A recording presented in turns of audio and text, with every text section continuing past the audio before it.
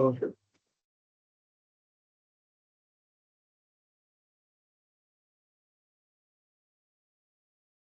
Hola a todos, buenas.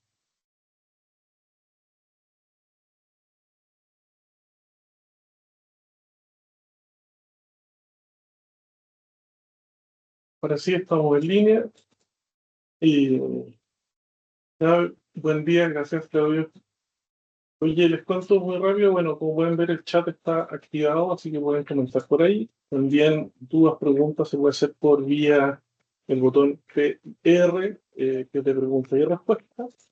Así que la verdad es que la idea es una presentación breve, es un tema bien concentrado. Esto va a ser parte de una línea de presentaciones que estamos trabajando en torno eh, a temas específicos como es el tema de protección de datos. Hoy día el tema es DPO, lo vamos a ver más adelante. Este tema nace principalmente por las consultas que nos han llegado en torno a esta figura nueva de la norma, cuáles son sus responsabilidades, cuál es el alcance de su mandato, y un poco la idea es poder conversar de estos temas. Bueno, entonces lo presentamos. Yo soy Eduardo Anguita, soy socio de Anguita Osorio. Está mi socio Ángel Anguita. Yo soy abogado de profesión, toda la vida. Y está Ángel, eh, pueden ver un poco la similitud. Ángel es mi hermano y mi gemelo. Ángel es ingeniero civil telemático de la Santa María. Trabajó un par de años en Amazon en Estados Unidos antes de volver a Chile. Y juntos hacemos o trabajamos en Anguita Osorio justamente en estas partes o estas normas que son intersección entre materias legales y tecnología. Entonces, vamos comenzando con la presentación. Insisto, cualquier duda que tengan, encantado de ir respondiéndola en el chat. Entonces, bueno, primero, muy buen día a todos. Esta primera parte es obviamente para darles un poco de contexto. Como decía Eduardo, la idea de esta presentación surge porque nos han preguntado mucho. ¿Qué es el DPO? ¿Qué es lo que debería hacer? ¿Dónde debería estar? Obviamente el contexto inicial va a ser el contexto de la ley, ¿cierto? La ley 21.719, que cambia totalmente el modelo, ¿cierto? Respecto a la protección de datos, y de la ley que teníamos antes a un modelo mucho más proactivo, que además habla de esta figura del DPO y habla de la figura de la privacidad y como un elemento, ¿cierto?, dentro de la empresa.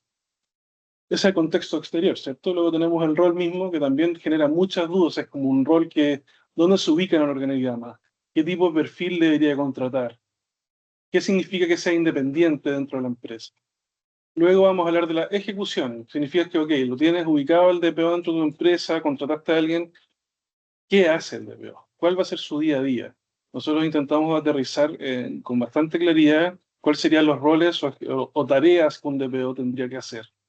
Y finalmente la solución, un poco discutir nuestra perspectiva de cómo un rol que, como van a ver, es muy multifacético, tiene harta tarea que le indica la regulación, cómo un poco compatibiliza con otras áreas o con ayuda extra. Oye, nada, yo creo que aquí solamente, solamente agregar que un poco por qué se hace un webinar sobre DPO. La lógica tiene que ver con que es efectivamente una figura central en el programa, es una figura de difícil posicionamiento porque efectivamente es una intersección. Y tercero, porque estamos en un escenario que es novedoso. Finalmente, esta norma lo que hace es generar un espacio de riesgo legal esencialmente nuevo, que no existía antes, y nos obliga a pensar en, muchas veces las empresas lo estaban pensando desde antes, pero ahora en forma mucho más estructurada y mucho más específica, en torno a la privacidad. Yo creo que eso es un poco al final, si uno tuviera que resumir en una sola palabra qué es lo que hace el DPO está a cargo de entender la privacidad dentro de la empresa. Y esto es interesante porque no solo el DPO no solo mira hacia adentro, lo vamos a ver más adelante, pero me adelanto.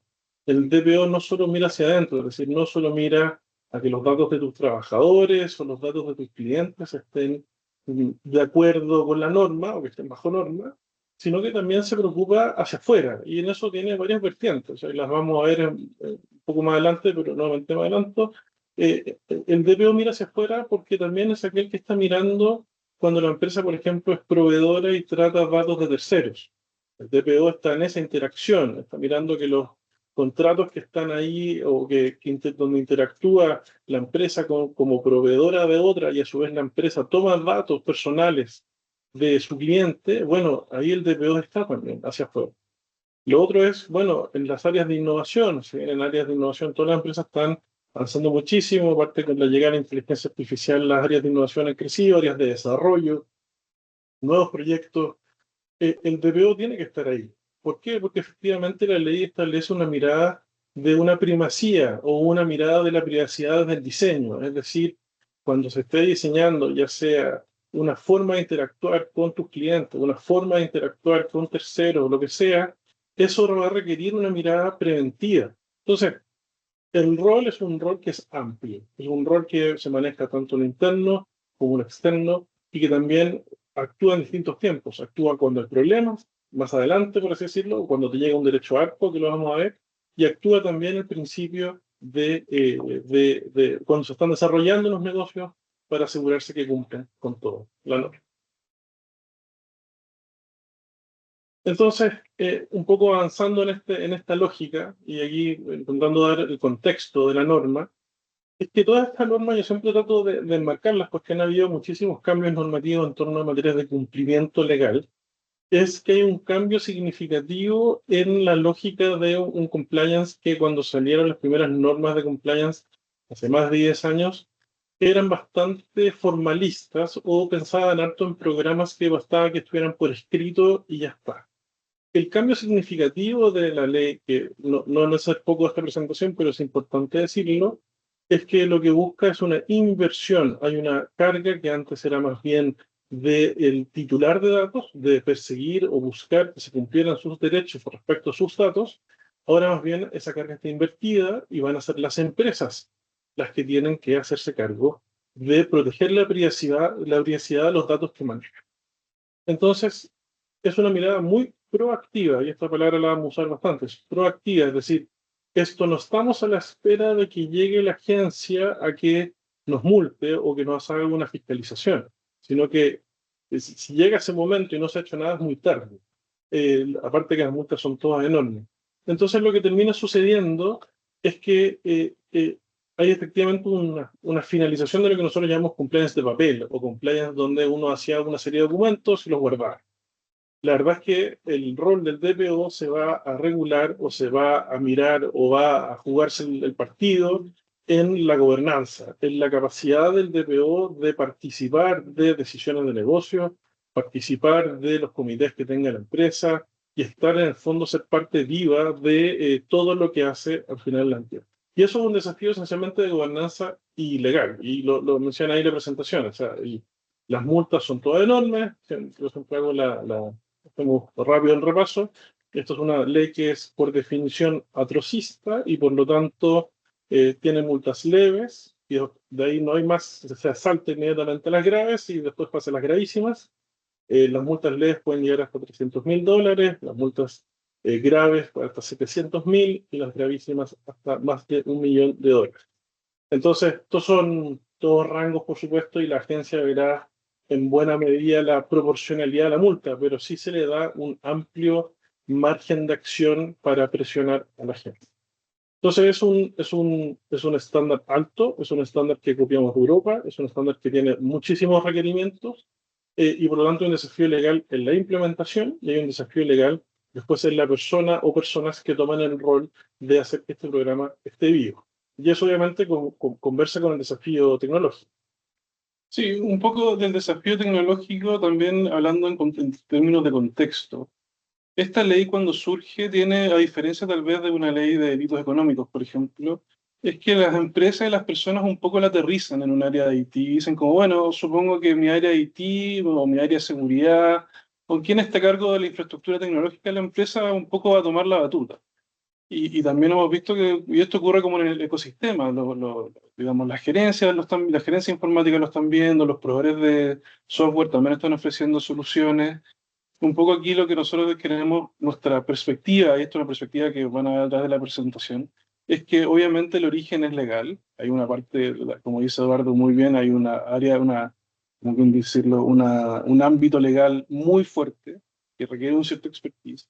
Y además, el tener el software no es la solución. Uno necesita tener muy claros sus procesos, cómo esos procesos llevan al cumplimiento y sin duda después uno puede apalancarse en software para llevar a escala su programa, llevar a escala, ¿cierto?, toda la recolección de evidencia, toda la recolección de trazabilidad de su programa, pero el desafío tech está en entender que ir y comprar un software no significa que uno esté en cumplimiento. Perfecto.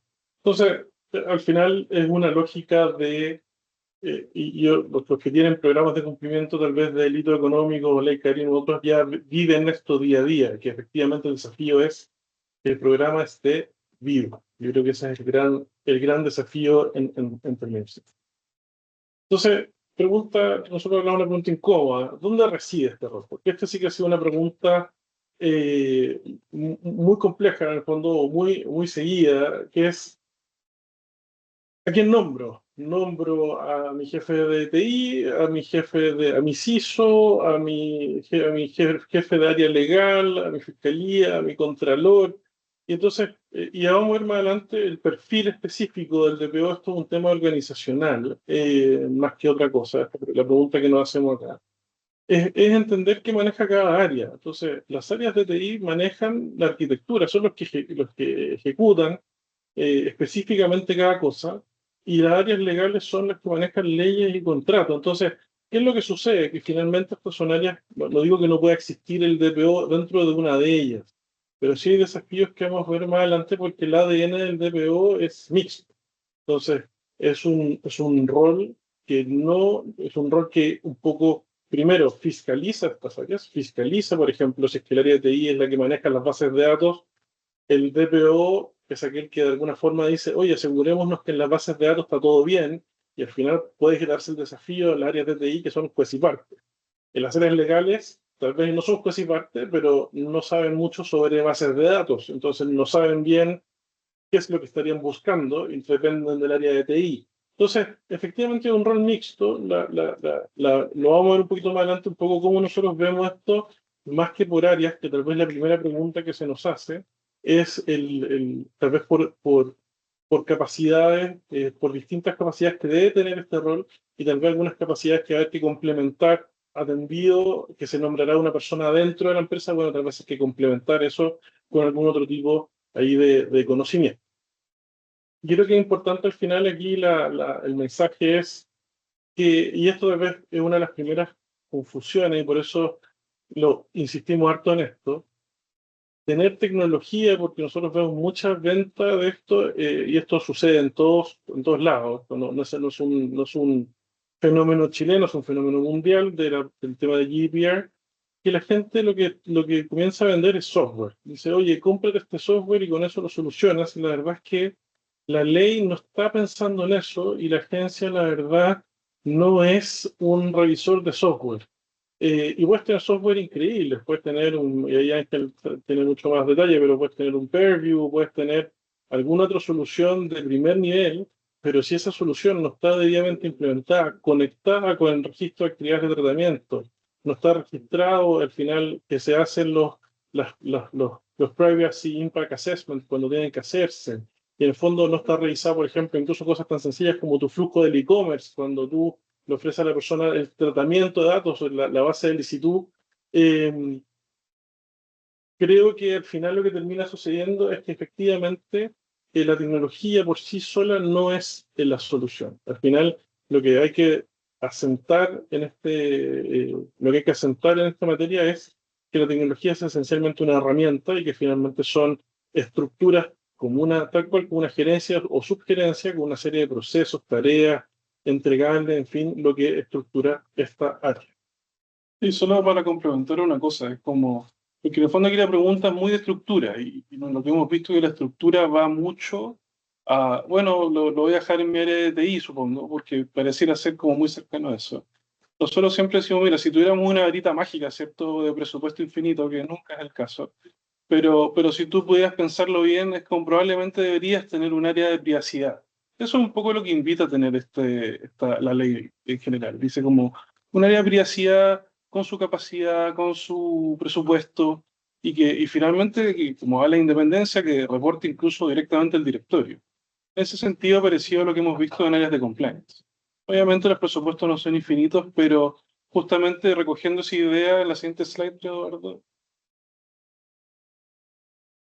hemos hablado mucho de la autonomía e independencia del cargo y cómo este cargo un poco, cómo lo transpongo en cargos ya existentes y cuáles serían los desafíos para cumplir cierto este mandato legal del artículo 50. Entonces, entonces, ¿qué es lo que estamos hablando acá? Que se habla de una independencia. Aquí nos metemos tal vez al detalle del detalle, pero efectivamente ya salió en un minuto un reglamento que fue ampliamente circulado del DPO. Ese reglamento hoy día está en revisión, no es oficial.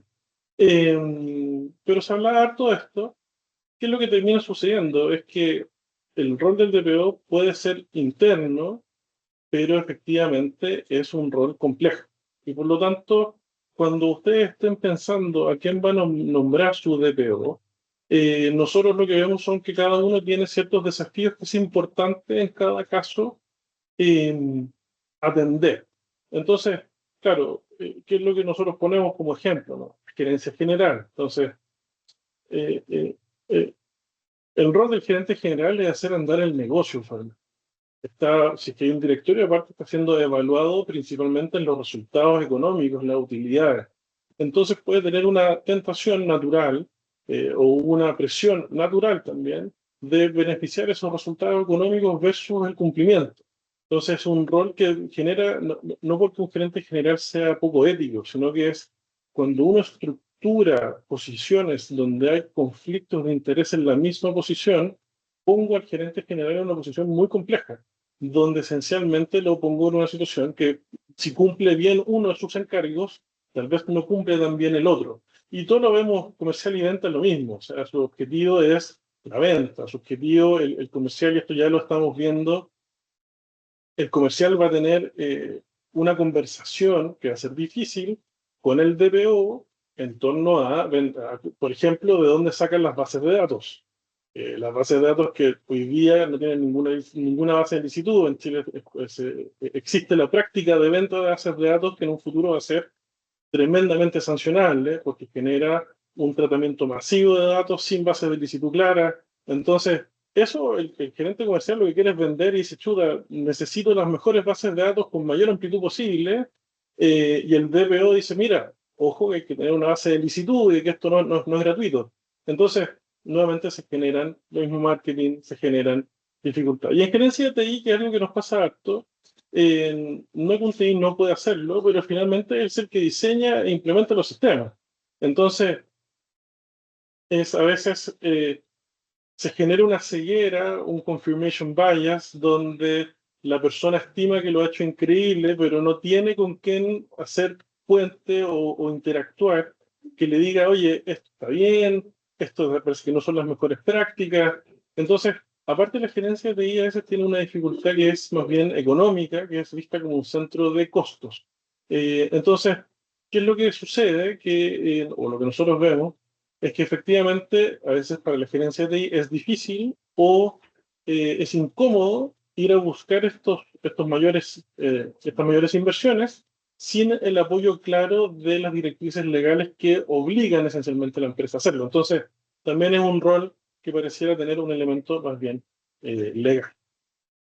Entonces, siguiendo en el requisito, mira, solamente un poco rápido es...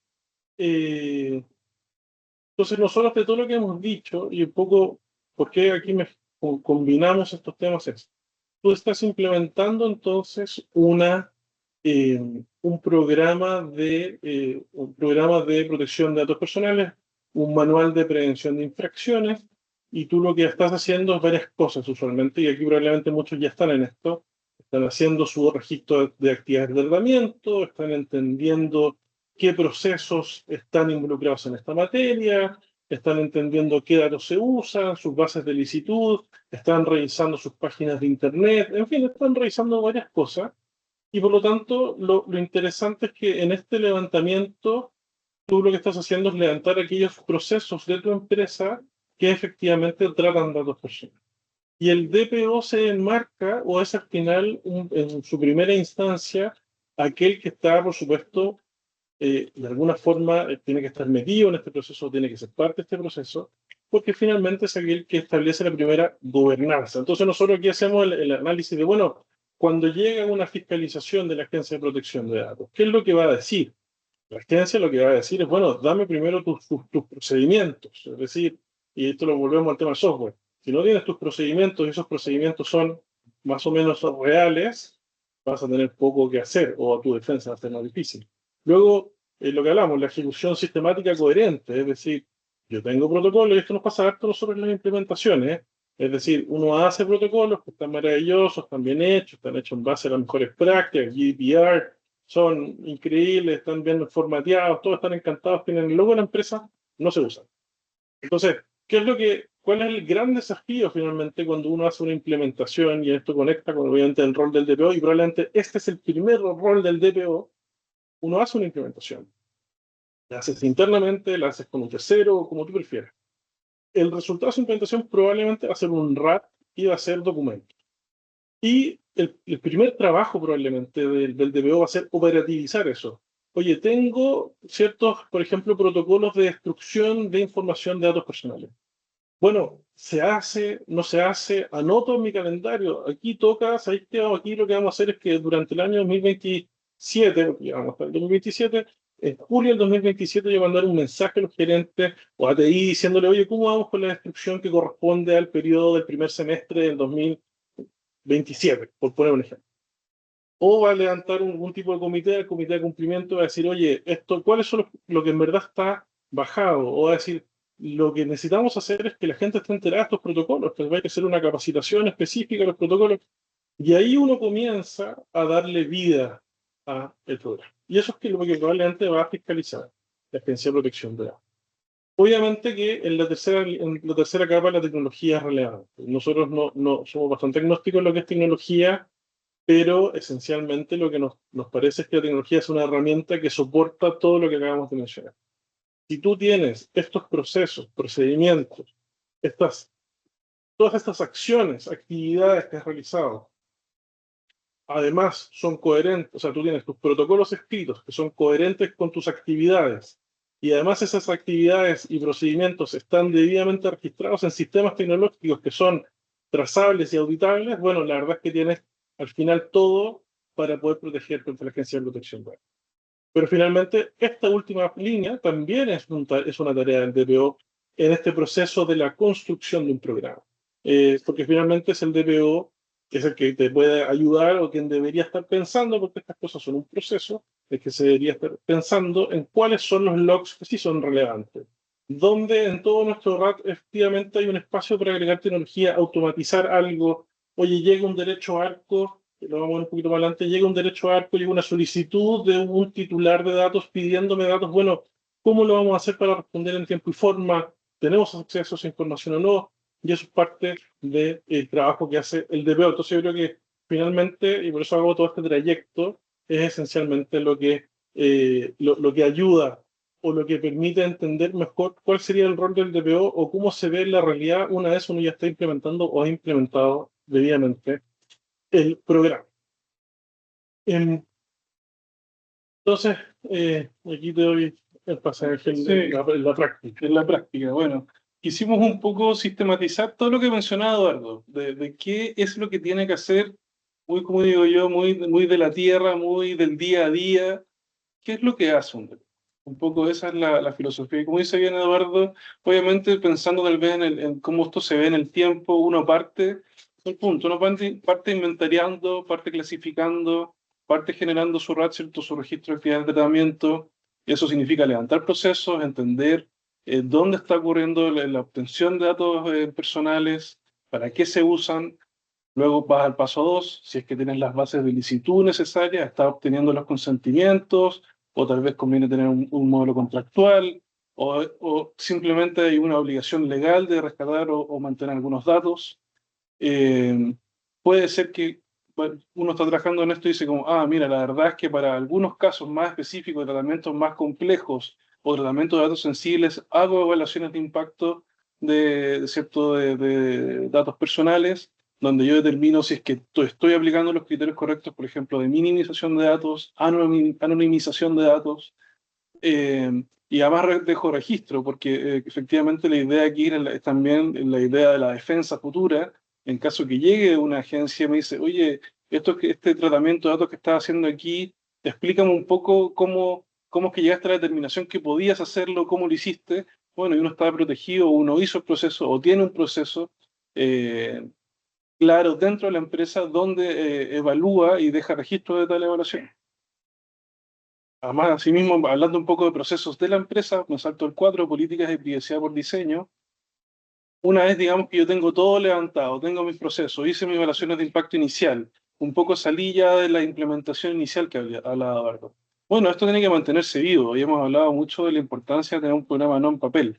Eso parte de las políticas de privacidad por diseño, que significa que dentro de la empresa tiene que haber mecanismos que involucren al DPO, tanto en la creación de políticas, en la creación de procesos y digamos también en el caso de nuevos proyectos, que estos nuevos proyectos se hagan la pregunta, como, ok, estamos haciendo un nuevo proyecto, ¿este nuevo proyecto involucra datos personales? Sí, parece que sí. Bueno, esa respuesta probablemente la tiene que dar el DPO. Y nosotros decimos, bueno, no, tal vez no todos los proyectos van a generar una evaluación de impacto.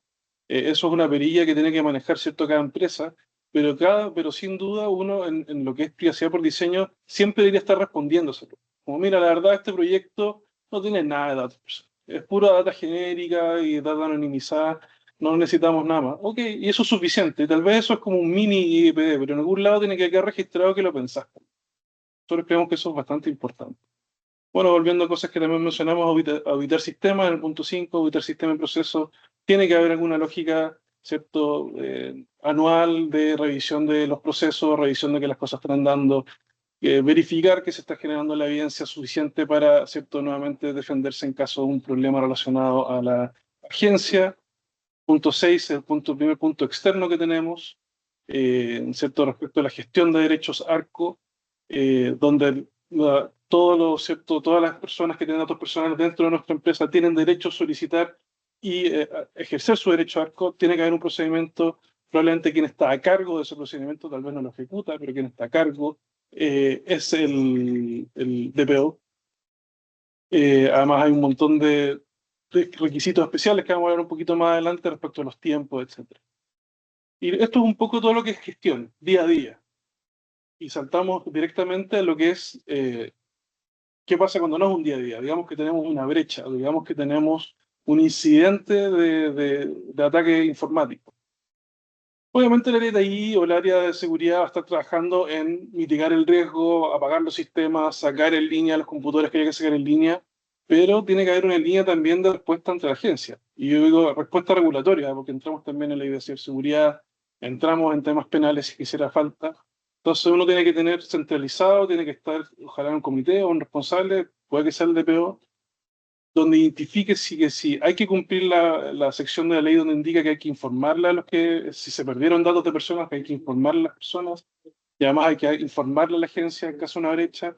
La ley habla de lo antes posible, o sea, no tiene un tiempo específico. Vamos a ver si en el reglamento después sale algo distinto, pero sin duda tiene que ser una respuesta preparada, tiene que ser un proceso que la empresa está preparado para ejecutar en el momento, porque cada finalmente puede ser que si yo respondo el otro día, venga la agencia y dice como, oye, al otro día no es a tiempo, esto era en el momento, tienes horas. La ley de seguridad habla de 3 horas para un primer informe. Entonces nosotros creemos que va a estar dentro un poco de ese universo de tiempo. Y luego, nuevamente, saltando tal vez a un tema que siempre es un poco inconexo, pero tiene que ver mucho con la vida de la empresa, la transferencia internacional de datos. Muchas de las empresas hoy día usan servicios en la nube.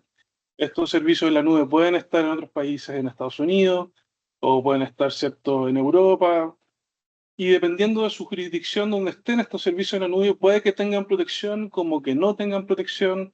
Hay países que son lista negra, hay países que son grises. Entonces es una cosa que hay que tener muy clara en dónde estoy transfiriendo mis datos y además tener algún tipo de protección contractual. Eso también es importante. O sea, ir donde mi proveedor, tener un proveedor con que yo pueda hablar, ir donde el proveedor y decirle, oye, ok, tú estás tratando mis datos, tienes base de solicitud, tienes los sistemas de seguridad necesarios para proteger datos personales, veo que tú operas en Europa, mándame tu documentación relacionada a GDPR, etc. En el caso de Estados Unidos, que tal vez es una situación un poquito más gris, GDPR ha dicho que está bien en algunos casos, entonces yo creo que vamos a estar viendo harta información de la agencia respecto a qué países son correctos, qué nivel de tratamiento va a esperar la agencia para cada país, pero es nuevamente otra labor que el DPO va a tener que estar revisando respecto a proveedores, clientes, etc. Y obviamente el tema de capacitación. Tú vas a tener un programa que funciona y tú puedes decir como, oye, yo no tengo, o sea, intentar de prevenir que se pierdan datos, o intentar de prevenir brechas, o intentar de prevenir mal uso de datos, obviamente va relacionado a educar a la gente, a cambiar culturas. Nosotros lo vemos mucho, esto es tal vez un ejemplo muy usado, pero en las áreas de venta es muy común, por ejemplo, como se Eduardo, bajar bases de datos, compartir bases de datos, o tal vez me voy a otra empresa y me llevo la base de datos que es mía. Bueno, todo ese tipo de cosas son cosas que hay que empezar a trabajar, educar, capacitar, desde el día de mañana la empresa esté protegida. En caso de que ocurra un problema, tú puedas decir también que, oye, nosotros como empresa estamos preocupados de esto, nosotros capacitamos a las personas, esta persona tal vez cometió un error, pero la empresa se intentó de prevenirlo de la mejor manera posible. Y finalmente también el DPO va a tener probablemente la carga de la certificación. La ley habla respecto de que la agencia va a proveer opciones de certificación, entonces probablemente que quien esté ¿cierto? Llamado a llevar un proceso de certificación ante la agencia va a ser el DPO. Sí, o sea, yo creo que aquí uno nota la tremenda amplitud del encargo. Y es interesante, hay una pregunta de Catalina, que la voy a leer porque creo que es atingente al rol del DPO. Y te tengo una duda práctica, ¿cómo ven ustedes que se puede cumplir en la práctica con el principio de calidad y exactitud de la data de una empresa que es intermediaria de datos, pero no dueña, dado que verificar uno a uno los datos con las cuentas oficiales implica un esfuerzo técnico y económico desmedido para la empresa? ¿Qué es lo que, y aquí de hecho es uno de los temas, es decir, hay una entidad que es responsable y una persona que es el encargado. Y el encargado, que es este tercero encargado de los datos, también tiene su DPO. ¿Y qué es lo que uno hace en esta fricción natural que tiene el encargado? De hecho, el encargado, las empresas que nosotros conocemos, probablemente las empresas que más desafíos tienen son las que son encargados de datos personales de terceros y por lo tanto su rol de fiscalizador, vamos a decir, de los datos es datos de los que ellos no manejan ni siquiera las bases de licitud. Entonces, primero, yo voy a decir algunas cosas así generales, que yo creo que también estarían en el ámbito del DPO, o sea, tener el mapa completo de tu RAT, tener el mapa completo de tus datos, tener el mapa completo de los datos de terceros que tratas, sin duda hacer rol del DPO. Y por supuesto también la carga de la responsabilidad, porque aquí estamos hablando de responsabilidad. Entonces, primero voy a decir la respuesta de abogados obviamente que los acuerdos de encargado de tratamientos deben ser regulados contractualmente y eso está en la norma. Y esa regulación contractual, sin duda, debe contener cláusulas de indemnidad, declaraciones juradas, donde quien te provee el dato declare que ese dato está completo. Ya eso yo diría que es la base porque finalmente, como dices tú, Catalina, es difícil uno ponerse a revisar los datos y probablemente eso excede tu mandato revisar datos en fuentes públicas. Lo otro importante probablemente que nosotros hemos visto es que es importante tener alguna, y tal vez esto más técnico, tener alguna lógica de trazabilidad del dato con algún metadato, es decir, cuándo fue la última vez que se entregó o se me hizo llegar a mí, que eso sea auditable, porque la duda probablemente no va a ser si tú tienes el dato exacto, sino que la conversación que tú tienes que tener con tu cliente es si tú tienes el dato tal como constaba en la fuente tanto en el momento tanto. Es decir, tú eres un tercero que no está revisando directamente la integridad del dato en todo momento. Y eso un poco de la relación con el mandante, vamos a decir acá, con quien te encarga el dato del tercero. Obviamente que tú me vas a decir claramente, bueno, en principio igual que me afecta, digo sí, lo importante acá es más que un esfuerzo desmedido, en la medida que sea posible, y uno lo va construyendo, es tener alguna validación. ¿A qué me refiero esto? No revises o no revisar, por ejemplo, que el root es correcto en el sentido que es el root correcto que conecta con el nombre tanto. No. lo que uno hace es una regla donde dice, oye, un sistema que revise, por ejemplo, dígitos verificados. Un sistema que revisa que los correos electrónicos estén completos o que sean correos electrónicos válidos. Cosa que si te comienza a llegar información basura, vamos a decir, información que ni siquiera es correcta en su estructura, en su formato, también tengas la forma de actuar. Y lo otro que a nosotros nos parece interesante, especialmente para los encargados, y esto lo hemos hablado harto igual, es que aquí la gran protección va a ser tu canal ARPO, que está dentro de los labores del DPO. Porque al final es de entrada o de salida. Lo más probable es que tu dato esté malo o que esté incompleto, va a ser más bien un problema de que te puede llegar un derecho a arco y decir, oye, dime qué información tienes mía, resulta que tu información es inexacta o está mal. Entonces es importante aquí, yo creo que esto va a haber un tema cultural. Nosotros tenemos algunos datos históricos de otros países con GDPR en que lo que sube exponencialmente son las solicitudes de arco. Nosotros probablemente en el 2027 va a haber un aumento, pero para el 2028 probablemente va a estar más institucionalizado, hay mucha pedida ARCO. Entonces, la otra forma que tienes para poder cumplir con este principio es ser muy reactivo, o sea, reaccionar con mucha velocidad cuando te piden ARCO. Entonces, y por último es importante que, y esto nosotros trabajamos harto, es que cuando uno estructura su servicio, que es un servicio donde tú eres un tercero, es importante muchas veces que el mismo titular, si es posible, firme un término y condición. Es decir, que si no es un traspaso automático, sino que más bien es, por ejemplo, la persona se tiene que ser un usuario en tu plataforma, tiene que firmar tus términos y condiciones, y en tus términos y condiciones tú dices, oye, la información que yo recibo del tercero es referencial. Entonces, me extiendo en la respuesta, pero me parecía muy interesante porque es algo que no ha pasado. En el fondo es complejo, uno tiene que estructurarlo, son varias capas, y efectivamente, como decíamos, esto es probablemente una de las del rol del DPO solucionar.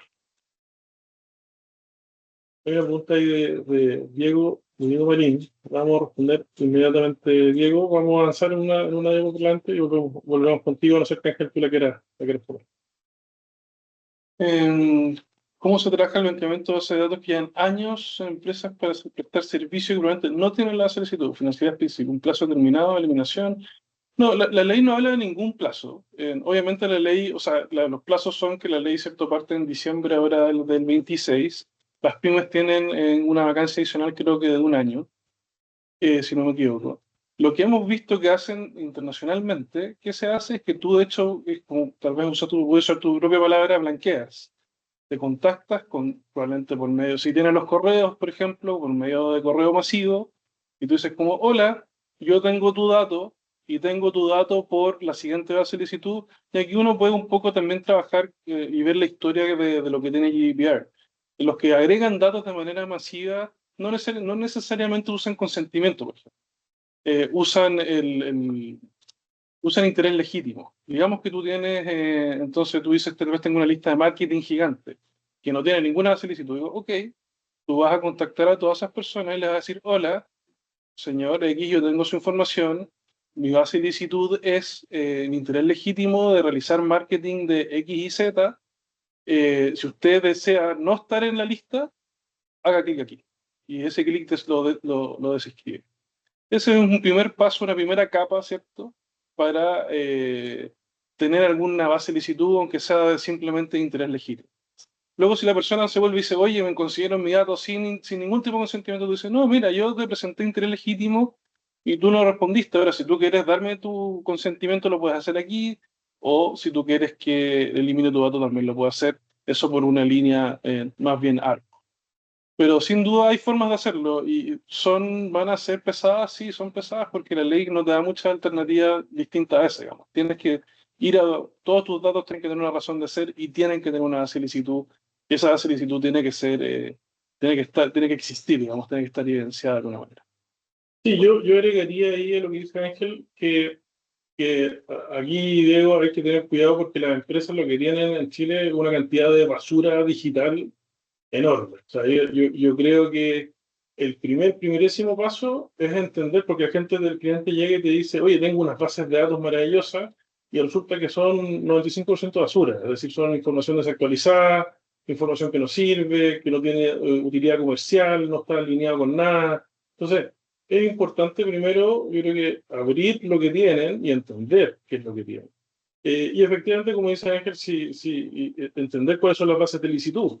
Porque efectivamente, si tu base de licitud tú logras estructurarla como un contrato, por ejemplo, es la ejecución permanente de un contrato, es una base de licitud, no hay que pedirle permiso a nadie más. Y esos clientes pueden seguir en tu base de datos. Pero claro, los otros, como dice Ángel, interés legítimo, y eso ya se vuelve más complicado. Y por supuesto, es importante pensar en que va a ser necesario hacer verdaderas campañas de repermissioning, de dar renovaciones del consentimiento, y creo que eso va a ser parte de la regla. Y por último, yo creo que es interesante también pensar, si es que el cliente, las personas están muy enamoradas de su base de datos, proponer espacios de anonimización, porque hay veces que son datos de inteligencia de negocio. Entonces, yo creo que eso también es importante mencionar.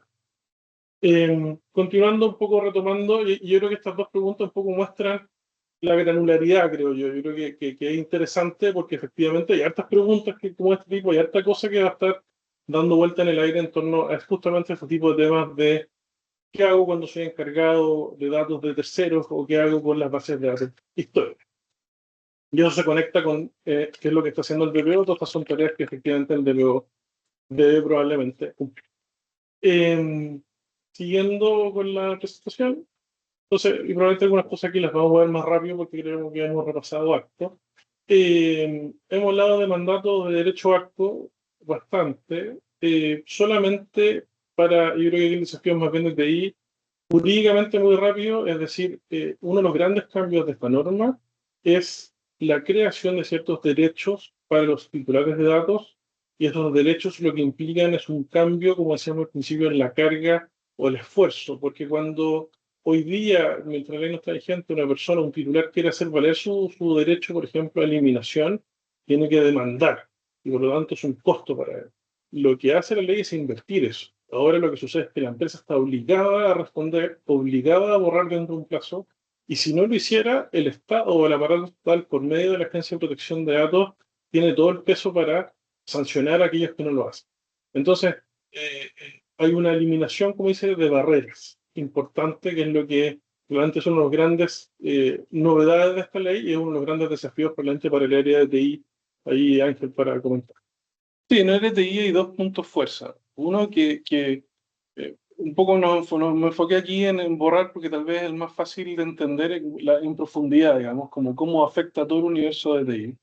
Uno es que eh, no puedes ir y borrar porque depende un poco, ¿cierto?, de la legalidad del dato que borras. Digamos que tú tienes facturas de una persona, probablemente, o sea, no puedes borrar los datos de facturación de la persona o de esa persona tan directamente, porque tú tienes que mantener un registro de tus facturas. Entonces ahí van a haber leyes que se contraponen y hay que tomar decisiones, ¿cierto?, respecto a si hay otra ley que soporta mantener el dato a pesar de que te soliciten borrarlo.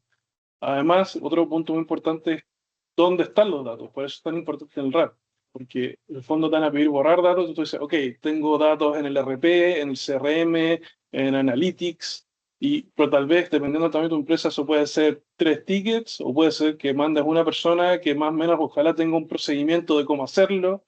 Y obviamente, es cierto, aquí el caso final, el que uno le gustaría tener es empezar a pensar en automatizar de tal manera de que si me solicitan una eliminación, yo tengo tan claro el procedimiento que alguien programó un script que borra y manda un correo y está listo. Digamos, eso es como el sueño.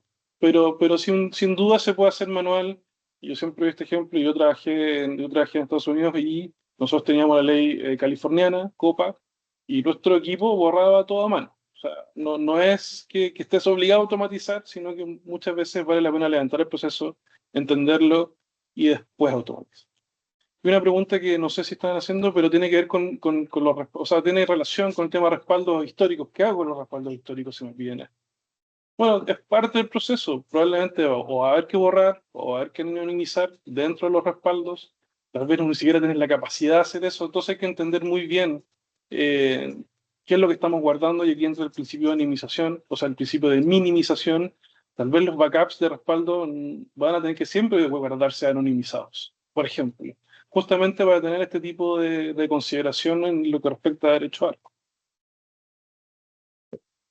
Oye, sigamos un poco en el último, uno de los últimos puntos que estamos a ver antes de llegar a la estructura final.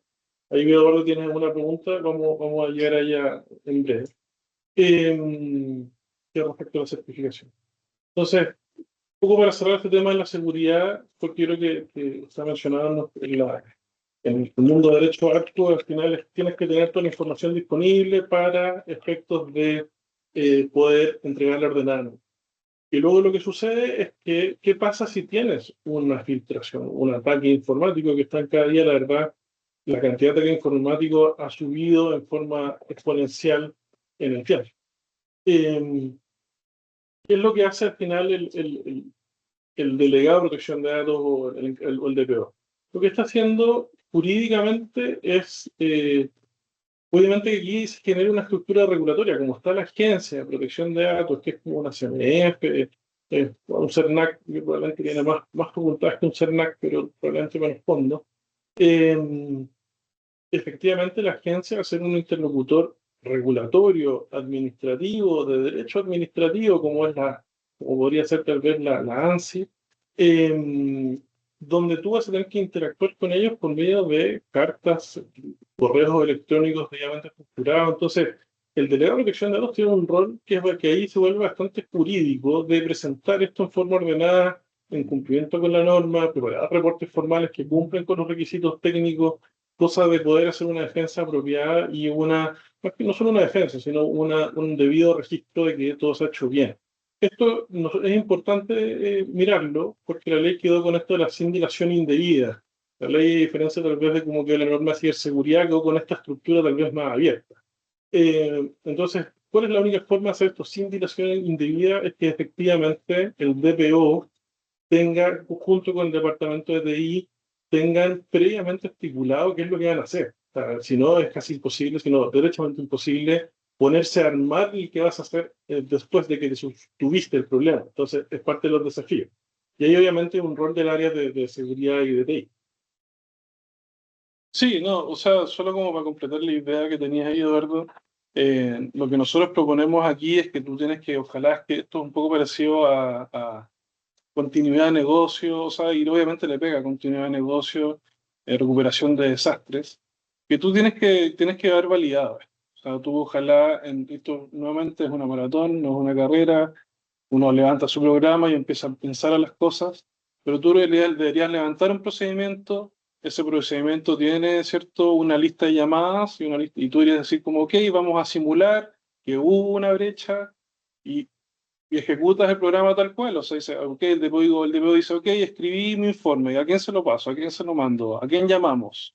¿Estamos claros a quién vamos a llamar?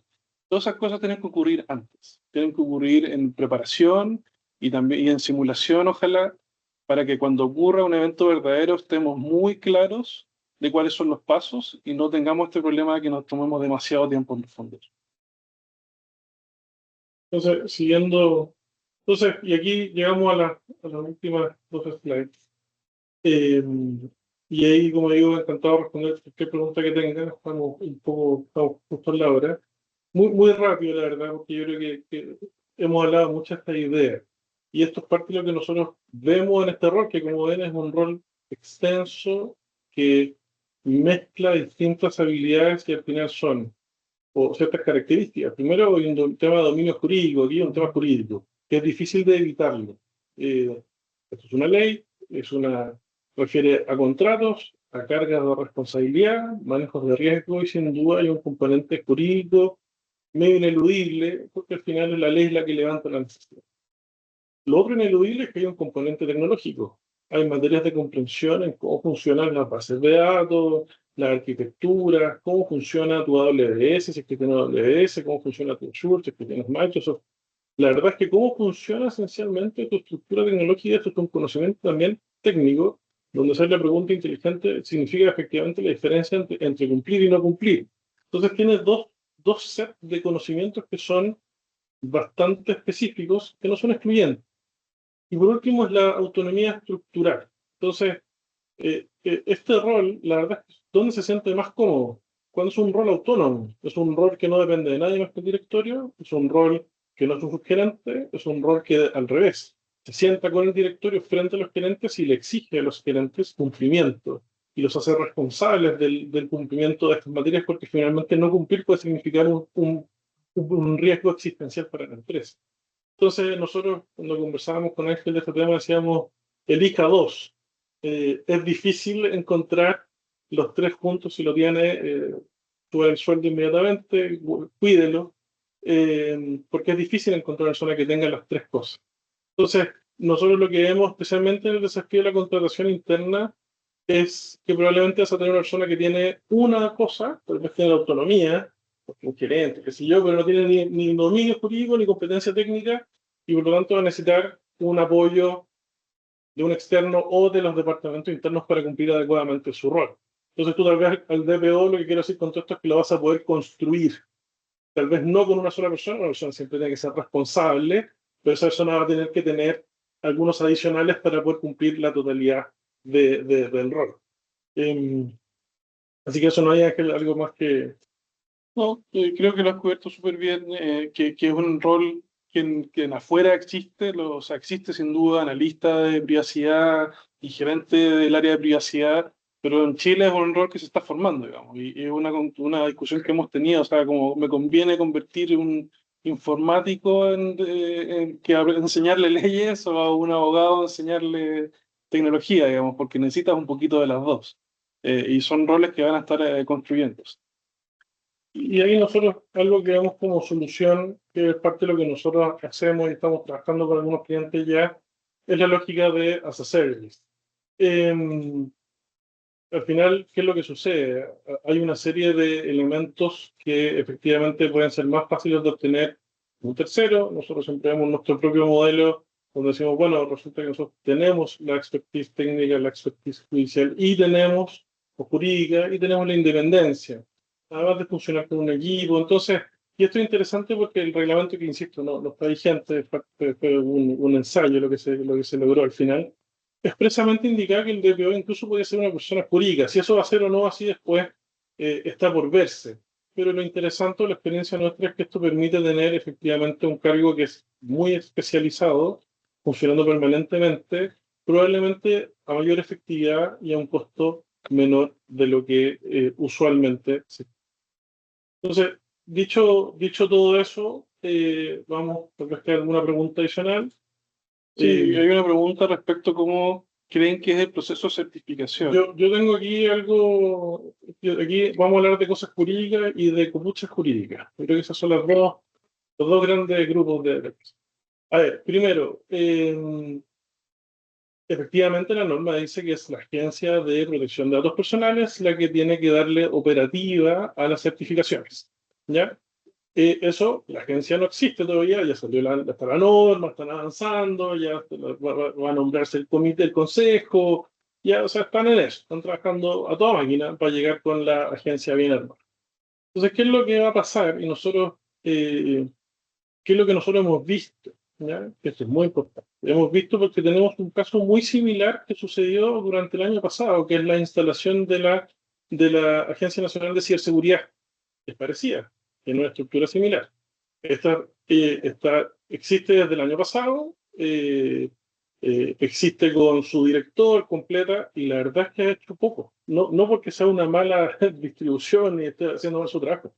Es porque tiene una cantidad de trabajo inicial enorme. O sea, en el caso de la ANSI tenía que establecer operadores de importancia vital, hay otros problemas que tuvo. Pero ¿qué es lo que va a suceder? Va a haber un cuello de botella bien inevitable, porque efectivamente van a haber plazos formales. Entonces yo diría que, ¿y qué es lo que va a suceder? O lo que yo anticipo, para crearse la Agencia de Protección de Datos, se va a abrir una plataforma o van a usar el CSIRT, por definirse todavía, que es la plataforma que ocupa hoy día la Agencia, la Dirección de Ciberseguridad, ocuparán ese CSIRT o abrirán su propia plataforma, que tienen que levantar todavía, y esa plataforma van a registrar a los DPO, y eso va a ser un cuello de botella. Y luego va a haber una avalancha de consultas, o sea, la gente va a estar preguntando cosas y eso va a capturar parte del problema.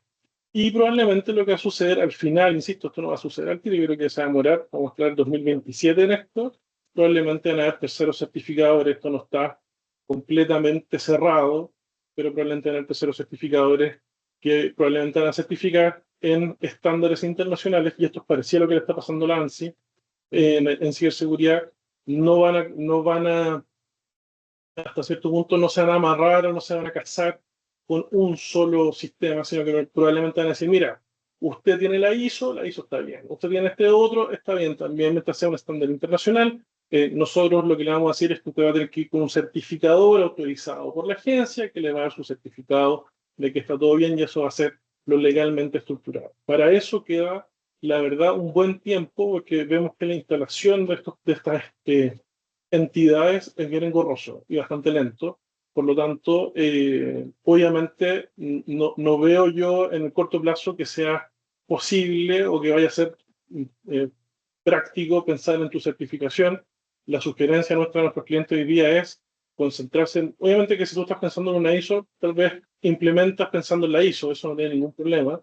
Pero obviamente que el esfuerzo que debería uno estar concentrándose ahora, la verdad, es en tener el programa vigente. Y nosotros tenemos una pregunta más en el pregunta y respuesta, ¿verdad? ¿Vale? Eh, acá. Sí, eh, tenemos una pregunta. Dice, en contexto de la ley sobre protección y tratamiento de datos personales, eh, considerando una empresa de publicidad y marketing realiza tratamiento de base de datos personales proporcionadas por sus clientes en calidad de terceros. ¿Cuál es el estándar de diligencia o responsabilidad exigible de dicha empresa, su calidad encargada de tratamiento? Yo creo que esto es parecido a lo que ya respondíamos antes. No sé si es la misma persona, pero al fondo yo creo, no es la misma persona, pero creo que al final es parecido en el estándar. Es decir, tú debes tener una debida diligencia mínima donde tú le preguntas a la persona cuál es su base de licitud, y te deberían entregar, al menos en la parte que a ti te entrega, debería presentarte su RAT, y tú deberías tener esa capacidad de auditar o solicitar información. Por supuesto que esto es, como decía yo antes, es bien contractual. Así que yo diría que eso es parte del asunto. Yo creo que muchas de las cosas ya las mencioné, pero ahí encantado, Rodolfo, nos manda un mensaje y podemos seguir conversando. Oye, me da la impresión en la hora, así que lo dejamos hasta ahí. Todo esto va a estar disponible, y Ángel, tú eres el hombre Sí, no, esta presentación va a estar en YouTube, la vamos a compartir. También vamos a compartir los slides para que los quiera. Así que encantado, cualquier duda, encantado de seguir conversando. Que estén muy bien y estamos hablando. Muchas gracias a todos. Hasta luego.